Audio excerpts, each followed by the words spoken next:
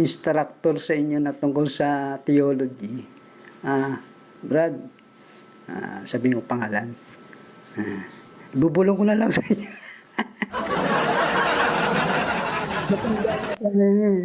Kaya lang talagang, yung, yata to, diakono na ata ngayon to. Naging depensor ng Iglesia ni Cristo. Pero diakono lang siya, no? Naging depensor din siya kasi nagtatanggol siya sa pananampalataya ng INC, Iglesia ni Kristong Tao. Iglesia ni Kristong Tao ang pinagtatanggol niya, samantalang si Kristo ay anak ng Diyos. Bugtong! Bugtong! Alam niyo ba yung bugtong? Nag-iisa. Nag-iisang anak ng Diyos yun, bugtong.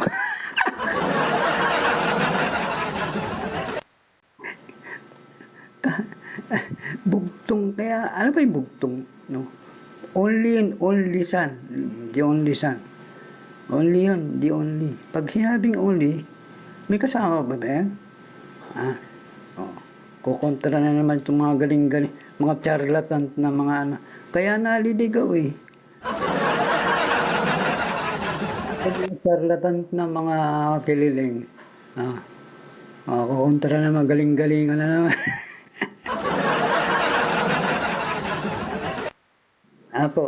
Pag sinabing bugtong, ano yun?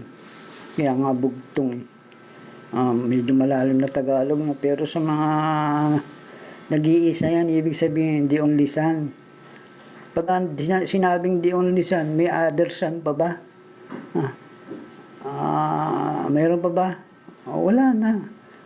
Tamo si Kibuloy. Son of ano yun? Son of ano ba?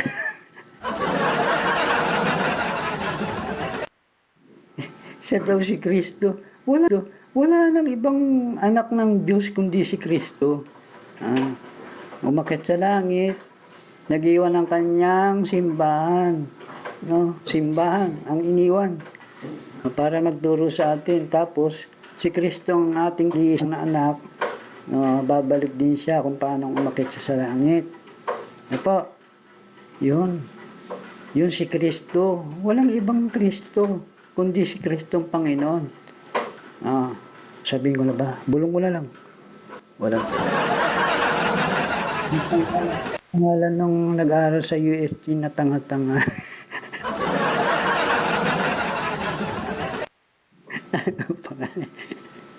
Nagdidipis. Matanda na siya ngayon eh. Nakaharap ng mga defensor katoliko yan. Ginawa lang laro ni Brother Lani yan.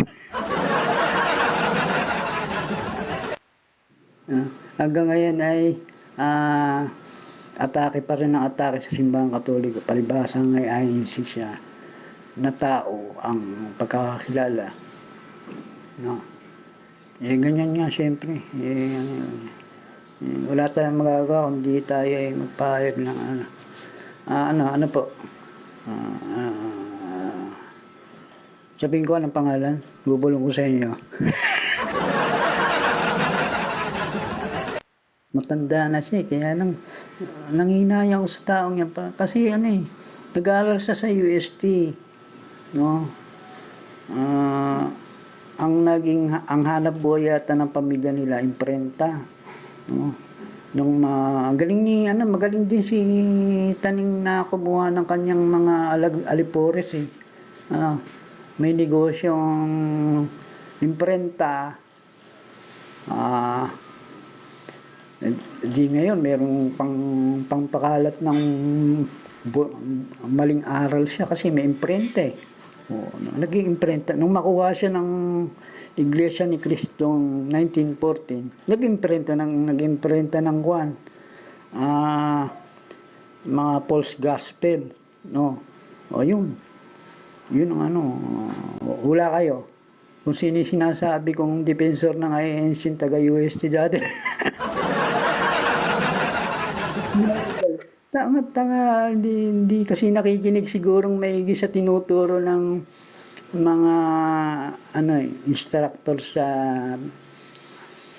theology. Hindi ko maintindihan kung siya ay high school doon o college, no. Pero ano yan, ang theology at saka ang subject na ano ba yan? Sa high school. Sa ano kasi meron sa mga public school, mga katisismo eh. Sa high school, ano ba tatawag doon? Christian living yan, mga Christian living sa mga Catholic University. Prerequisite yan. Hindi ka pwedeng hindi ka makakagraduate ng high school, elementary, at ng college mo nang hindi mo pagdadaanan yan. Prerequisite subject yan. No? Ibig sabihin, ba't prerequisite yan? Importante yan eh. Lalo na sa mga Katoliko eh. Itong taong ito ay, Diyos ko po, nasang ng isip nito habang nakikinig ng mga instructor ng religion sa pinasukan niya. No? Pinasukan niyang university, Catholic and Pontifical University of the Philippines. Baka nasa talampakan ng isipan na. Diyos ko po. Ngayon ay atake sa simbahan. Sabihin ka na, huwag kang minga. Yan. Nakalimutan ko tuloy ka. Paano lang ang nakakatawa. No? Ano pangalan nun? Yun. Taga-UST yan eh. Sayang. Maraming mga taga-UST na kaya mga batang usti, mga millennials, mga Gen Z, huwag nyo taken for granted si Kristo. Si Kristo ay importante sa buhay ng tao. Hindi porke tayong mayaman na ikwan. Hindi lang sa UST yung sinasabi ko mga Catholic University. Huwag nyo taken for granted si Kristo sa buhay nyo. Kaya subject yan sa ating eskwelahan eh. Yan ang ating tagapagligtas ng ating kaluluwa. No? Kaya maraming naliligaw. Mayaman, mahirap. Kasi taken for granted si Kristo. No? Kaya maraming naliligaw. No? Huwag nating taken for granted si Kristo. No? Tinuturo sa mga school yan eh. Kaya ulit-ulit yung tinuturo sa school para at least tumimo sa isip matandaan. Nasaan ang isip, no? Tinuturo ulit-ulit yan. Si Kristo ay anak ng Diyos. Ilan ang Diyos? Isa. Isa na may 3 persona. Ulit-ulit yan. Very basic. Kailangan mo yan eh. Kaya ulit-ulit tinuturo sa kabataan yan. Nung ako'y katikista, ganyan din tinuturo namin eh. Nung ako'y aktibong katikista, yan ang tinuturo mga basic yan. Sino si Kristo, anak ng Diyos na kataong tao para iligtas ang tao sa kasamaan, sa impyerno. Diba? Ulit-ulit yan. Pero itong basic. Bugtong na anak si Kristo. Nag-iisang anak ni si Kristo ng Ama. Kukontra mga kililing.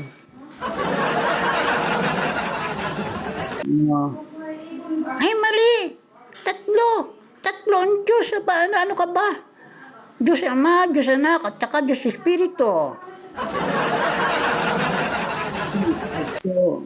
Ulit-ulit tinuturo sa school yan. Iisa lamang ang Diyos. Diyos lamang ang inyong sasambahin, sabi sa utos ng Diyos. Sa 10 utos ng Diyos, unang-una yan.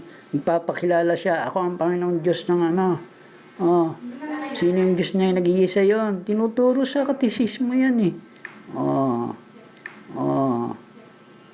Mga kababayan, shoutout kay Virgil Biron. kay Ria De Leon. Blessed Sunday po sa inyo. Joto. Joto. Jo. Shoutout sa iyo. Echersen Salazar. Ano po? Sakari. Medyo dito tayo medyo baka naman kanina lang tayo kasi walang tao dito eh. Medyo baka tayo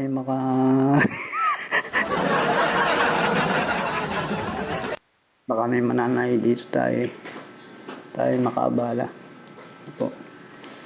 Yung pinag-uusapan natin tayo ay medyo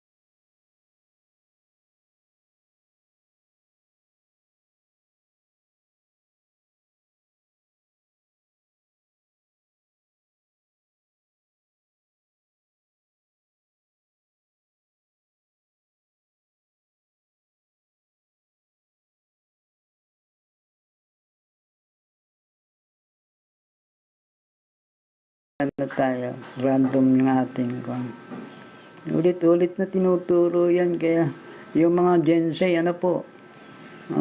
mga Gensei, huwag matigas ang ulo nyo, naku po. Maraming nagsikalat na mga gililing dyan. Gen A. Hello mga Gensei, Gen A. Shoutout sa inyo, mga millennials. Tigas ang ulo, sabi ng Biblia. Paano silang makakapangaral kung sila hindi sinusugo? Ano po? So, ibig sabihin yung mga nangangaral, nagsisipagturo. Ano yan? Mga sinusugo yan. Hindi basta na lamang sumusulpot, sumisingaw kung saan-saan. Ano po? Gaya na sinasabi ko, gamitin natin yung ating common sense. Pandaman natin paningin, pag-iisip natin, gamitin natin. Paano magtuturo yung mga yan? So, ibig sabihin, kaya nagtuturo yung mga yan, sila ay may authority to teach, to preach, isipin natin, saan nanggagaling yung mga yan? Sa palengke lamang ba? Sa butika, sa hardware? Isip tayo, common sense. Tungkol sa pananampalataya yan, tungkol kay Kristo yan, na namatay sa krus para tayo iligtas sa ating kasalanan. Krus. Siyempre, yung punta natin sa manggagaling mga ngaral na yan, siyempre doon sa may bahay na may krus. Para tandaan na yan ay it is a worship house na may krus. Hindi sa bahay. Hindi bahay nang gagaling ang mga ngaral at saka nagtuturo. Hindi galing sa bahay lamang, sa butika, sa palmasya.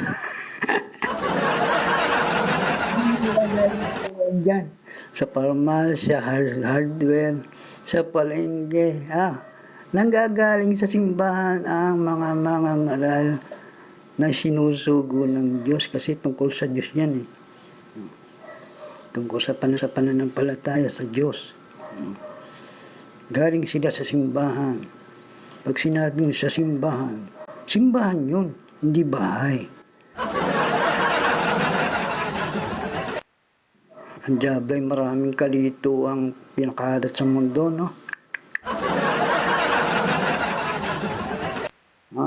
sinasabi natin to, yung mga mangangaral, mga nagtuturo, ingat-ingatan nating makinig sa kung kani-kanino, kasi yan ay importante tungkol sa pananampalataya, ano? Galing siyempre sa simbahan, hindi galing sa bahay lamang, no? Ah, hindi sa kapitbahay nyo lang.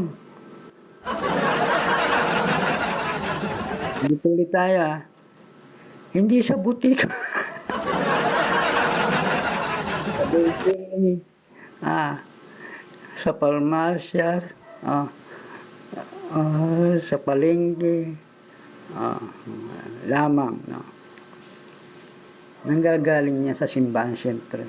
Pero siyempre, yung simbahan, meron ding mga, siyempre, yung may mga tao silang, may mga tao silang nagtatrabaho sa palengke. O, siyempre, may nagtatrabaho sila saan, sa parmasya. O, kaya sinasabi hindi lamang galing, sila ay galing sa simbahan. No? Bagamat sila ay nagtatrabaho sa kung saan-saan. Pero galing siyempre sila sa simbahan. So, para tayo sigurado na nakikinig tayo sa mga sinugo ng simbahan ng Diyos, alamin natin siyempre galing sila sa simbahan. Alamin natin kung talagang sila yung naglilingkod sa simbahan. Ngayon, kung galing lamang sila sa tabi-tabi, galing sa parmasya lamang, o walang affiliation sa simbahan, magsisip ka, mga peke. Mga peke yan. Mga peke yan. Sorry sa ating sa ating words, pero sinasabi lang natin ng totoo. Mga galing sa 40,000 false churches yan. Marami na eh. Marami na. So,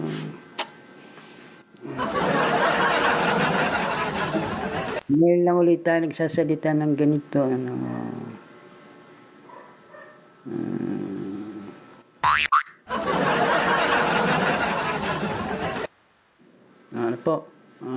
yung mga kontra sa akin, pasok kayo dito.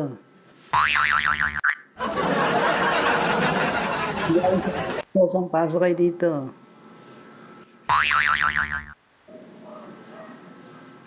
Shoutout sa sa ating 2,000 viewers. Magandang umaga po, mga blessed Sunday. Shoutout Emong Ismail Daag Altar. Brad Virgil Beron, Rhea De Leon, Etchesen Salazar. Magandang umaga po sa inyo. Mapagpalang umaga. Gaya na sinasabi natin, sari-saring natin dito, pero isang ating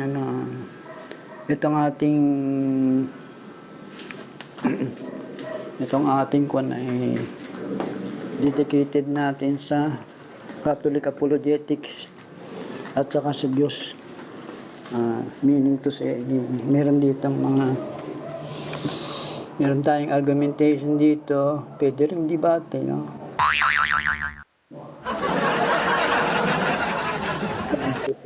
Pero pwede rin, pasok kayo dito.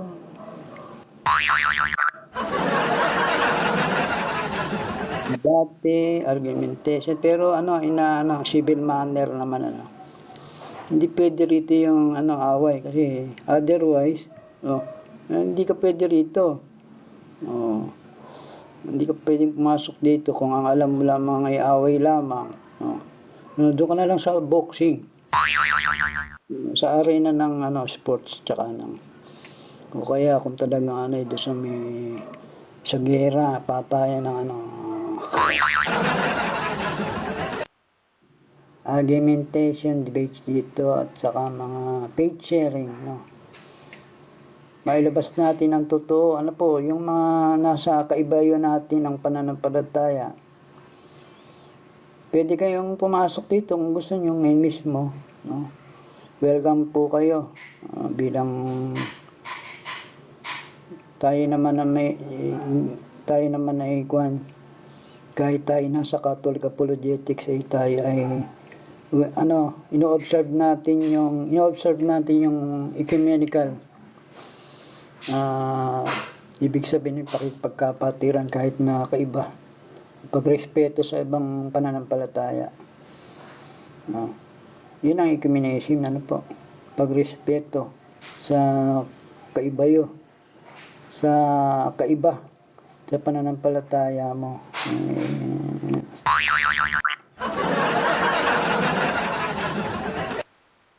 Lahat na lang pinaliwanag, po.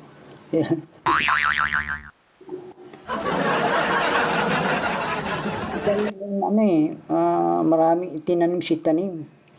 Nakalituhan sa mga tao, kailangan nating paliwanag. Marami ng ginseng ngayon ang naliligaw. Mga ginseng, mga sari-sari. Magtanong ka. Di ko lang pero marami.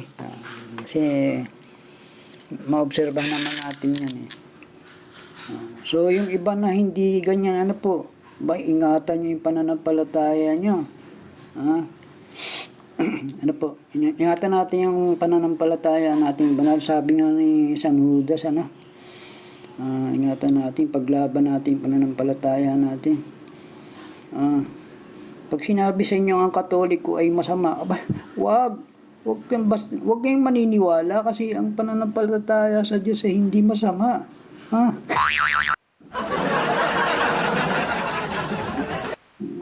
Pag may nagsabi sa inyo ang Katoliko ay masama, mag-isip ka, sino yung kausap mo?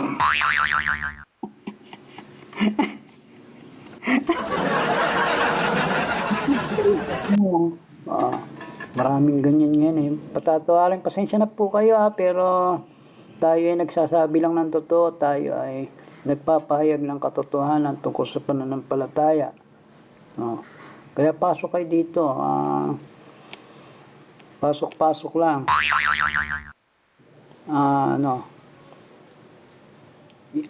Shoutout Lisa Yams B. Shoutout sa ating 2,000 na viewers. Kay Emong, kay Ismail D. Altar, Virgil Biron, Rhea De Leon. Ito po. Natin yung sari-sari na lamang na So, maraming pinunla si Ningtay na kalituhan. Meron siyang sari-saring termino na dapat sa mga kainingta at sa mga alagad ni Taning.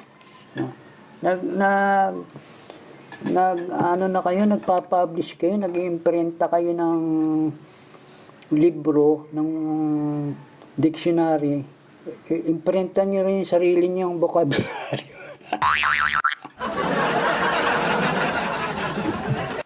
Kagaya ng Katoliko, mga Katoliko na talagang hindi, na mahal nyo ang pagiging Katoliko, mag-ingat kayo. Sari-sari ibig sabihin ng Katoliko sa mga yan. Yung mga 40,000 na kontrapartida ng Katoliko. Katoliko, ibig sabihin na ibang ibig sabihin sa kanila. Kaparian, clay, may sarili silang mundo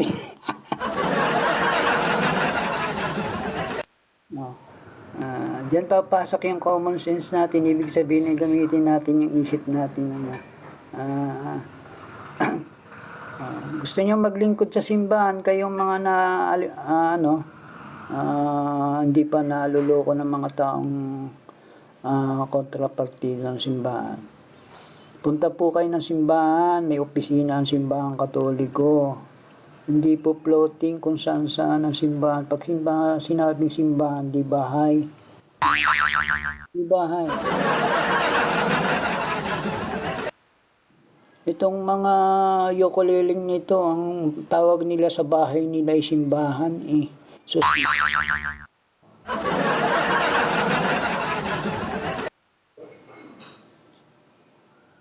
hindi po simbahan ang bahay. Ah,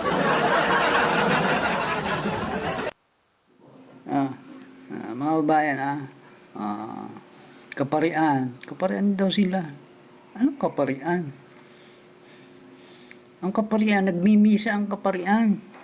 Hindi nagchichismis.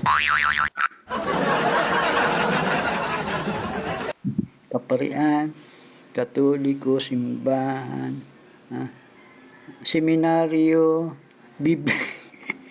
born again. Oh my gosh. Kailan lang tingnan niyo po yung born again daw. Ang born again ay, yung bang yung, ang sinasabing born again ng mga taong mga charlatan na yan na baka mahagip-hagip niyo yan. Andiyan lang sa tabi-tabi yan, yung born again daw, yung number ba, halimbawa, yung, wala ako dito wala tayo ditong illustration yung halimbawa John 3:16 born again daw yun.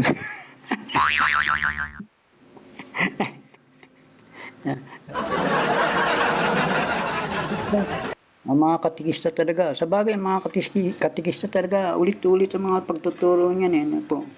Kaya yung mga Katoliko, yung mga anak nyo, bayaan yung makinig sa mga katikista at saka mga nagtuturo sa simbahan para maitanim maigi sa isip nila kung anong tungkol sa pananampalataya. Kayo mga Gen Z at saka mga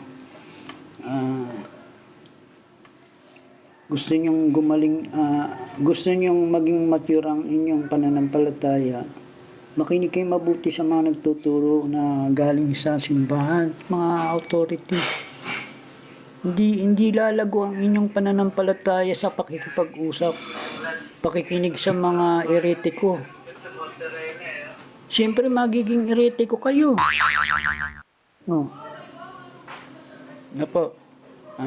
Kaya tayo ganito talagang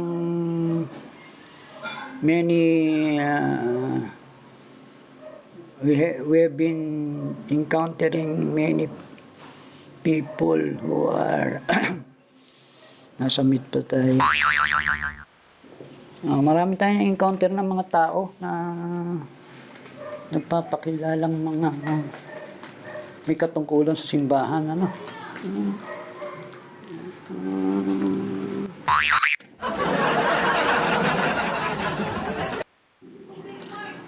Yan nga nakakalungkot medyo ginaano na tayo.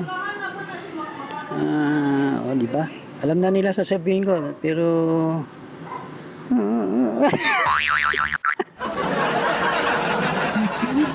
parang nila yung sarili nila.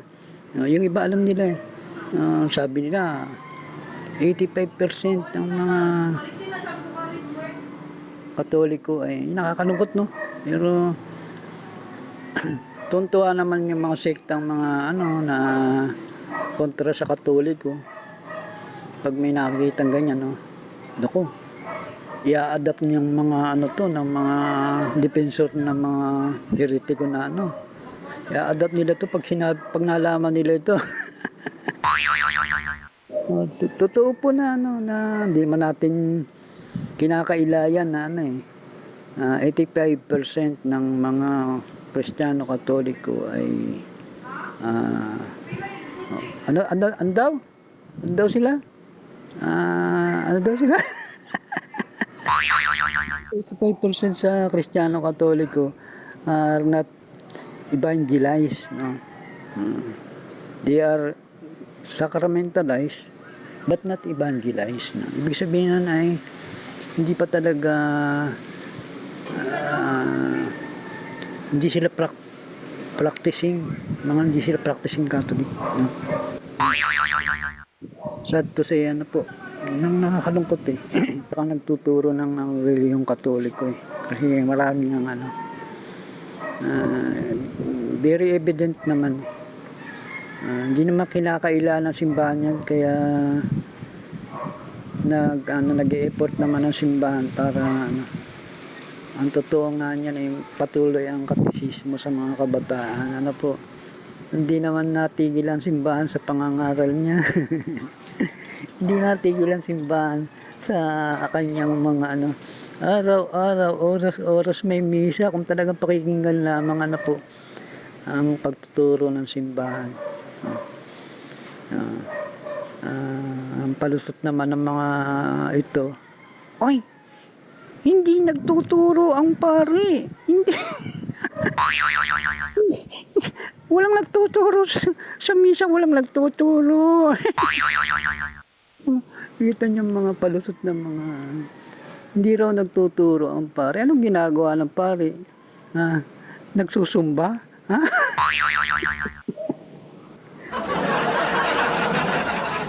Nagsusumba sa misa? Ha?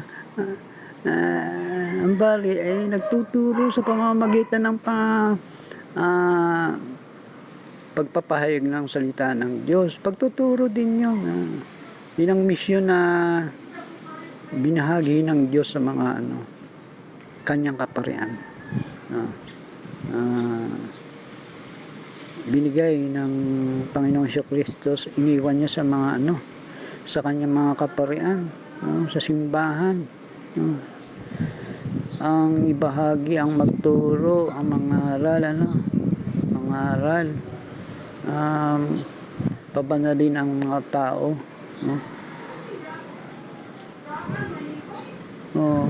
Kaya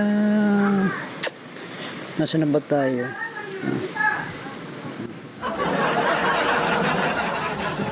Makinig tayo sa mga sa mga legit na mga taong simbahan, Hindi pwede yung marunong na ako. Hindi kami leader, pero marunong kami ng renewal.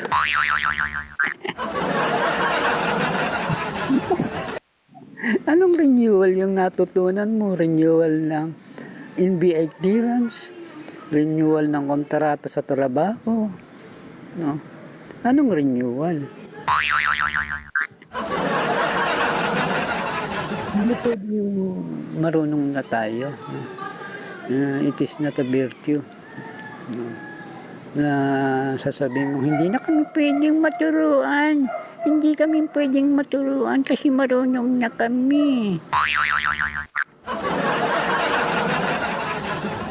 Mga Gen Z, mga Gen Z, mga millennials. Mga millennials, mga Gen Z, mga Gen A. Shoutout sa inyo. Yung mga matitigas ang ulo, yung mga nasa Catholic University, nakinig kayo sa simbahan, hindi kayo pwedeng maturuan. Yung mga gamitin natin yung ating common sense, Hindi natin yan kasi hindi pwedeng ang pananampalataya ay manggaling sa sarili mo. Otherwise, pananampalataya mo lamang yan. Hindi galing sa Diyos yan. It's not coming from the Lord, Kasi si Kristo, nagkataon tao, to institute His church, hindi His Bible. It's not Bible na pinagmamalaki ng mga taong marunong na kami.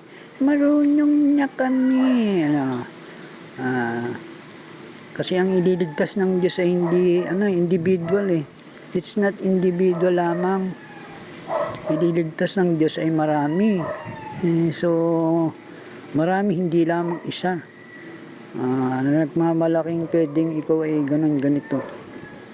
Si Kristo ang ulo ng simbahan na kanyang katawan. Yung simbahan ay katawan niya yun . Ibig sabihin lahat yun. Mga Gen Z, huwag kayong gagaya sa mga makasanlibutang mga aral, we are gifted ng ating isip. Tayo may isip-isipin nating mabuti. Huwag nating pairalin yung ating sasabihin natin tayo marunong na. Huwag natin gayahin yung pagkakamali ng mga matatanda sa atin. Try to tayo ay nagdadasal naman tayo bago tayo kumain, matulog. Ewan kung nagdadasal sila, pero nagdadasal tayo lalo na pag may exam. May exam. So, yung pagdadasal natin sana ay maging malalim. Malalim ng ating pagkakaunawa sa ating pinagdadasal ng Diyos. Ano ba itong dinadasalan natin Diyos na ito? Sino ba ito? So, hindi biglang papasok na lang sa isip na, ang Diyos natin, sige Buloy, sige, si Cleo, yun ang ating Diyos. Hindi, tayong lahat ay Diyos, tayo. Diyos tayo lahat. Tamay nasa rood dito mo. Diyos daw sila lahat. Sila ay Diyos na. Sila ang magpapahayag ng salita ng Diyos. Ano po? Mga kaisipan ng mga kwan na nabulag ng dyablo, ginamit yung pride ng mga tao para mabulag. Malito. Gamit tayo ng we are gifted tayo, pinagkalutoan tayo ng Diyos na mag-isip. Kaya tayo may mga common sense nga eh. May nakakausap naman ako na yung common sense ay parang hirap-hirap hagilapin. Common sense, common nga yun. Common. Madali lang yun. Yung kamay mo. Yung kamay mo. Saan ba ginagamit yan? Panghawak yan, di ba? Panghawak yan. So, pandama. So, gamitin natin yan. Kaya tayo may kamay, yan ginagamit panghawak. Di ba? Common sense. Bakit ka mayroong mata? Gagamitin mo siyempre para ikaw'y makakita. Ibig sabihin ay dapat tayo ay wag maging hangal. Nakikita natin minsan na hindi na Katoliko, nakikinig ka pa, Jesus Mariosep ka. Ang paniniwalaan mo hindi Katoliko, kagaya ng mga Katoliko raw sila. Nagtatanong ng pananampalataya ay kay Soriano nagtatanong, hindi ka magiging Katoliko niya kung kay Soriano ka makikinig at magtatanong. Katoliko ka, tapos kay Soriano ka magtatanong. Nonsense, di ba? Doesn't make sense, no? Kaya kailangan ay gagamitin ang common sense, no? Katoliko ka pala. Makinig sa Katoliko. Huwag makinig sa ministro ni Manalo. No. Huwag makinig sa sarili dahil hindi ka naman tagapagturo. Sabi ni ano ba yan? Isang santo sabi hindi raw isang virtue ang isang ayaw makinig sa nagtuturo. It's not a virtue. Hindi nga naman kasi kataasan yan ang pride ay kwan. Yan ay unang-una sa mga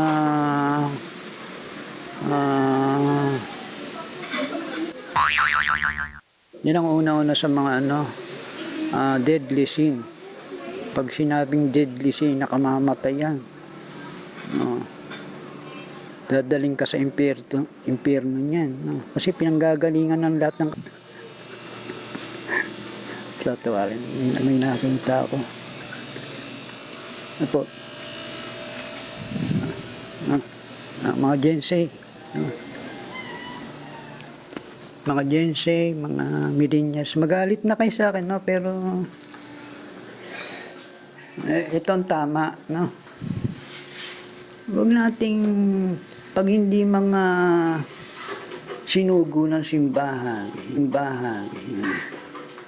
Ang sabi ng Biblia, ang sabi ng Diyos, paano sila makapangangaral kung hindi sila sinusugo? Ibig sabihin, kung wala silang authority, no? Ibig sabihin niyan, doon tayo makinig sa mga may authority. Makinig, ibig sabihin ay doon tayo maniwala. No? Ang kontra naman sa akin ng mga kililing Ikaw nga nakikinig ka sa mga iglesia, ba't ka nakikinig yan?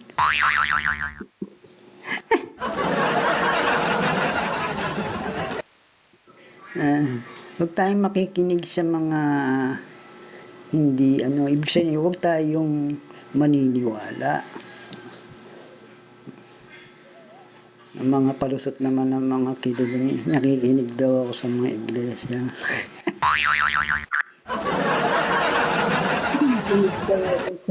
Kay Soriano. Hindi po ako nakikinig sa kay Soriano para ako maniwala. Nakikinig ako kay Soriano para sagutin ko yung mga atake niya sa simbahan. Hindi po ako kagaya ng mga iba na nakikinig, nagtatanong pa, naniniwala pa. Diba? Nakikinig ako kasi gusto nating ituwid yung mga tao na mali ang mga tinuturo at pinapaniwalaan. Po. Ang pinagkakalat naman ng mga taong ito ay nakikinig daw ako sa kay Soriano kaya sa mga iglesia ni Cristo. Hindi na raw ako Katoliko.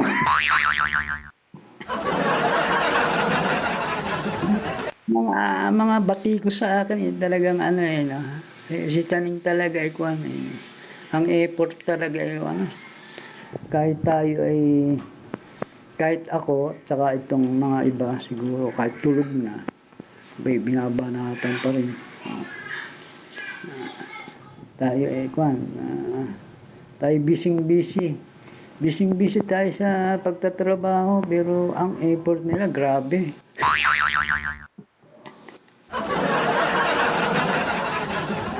Busy tayo sa pagtatrabaho para tayo mayroon tayong gastusin sa araw-araw, no? Tapos pagkatapos na tayo magpapahinga, no? Pero grabing effort ng mga kililing,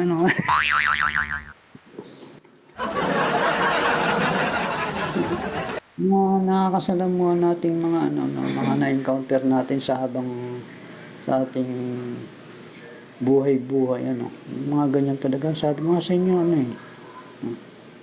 40,000, 50,000 na So, ingat-ingat po tayo, Ingat-ingat tayo sa ating mga nasasagap na mga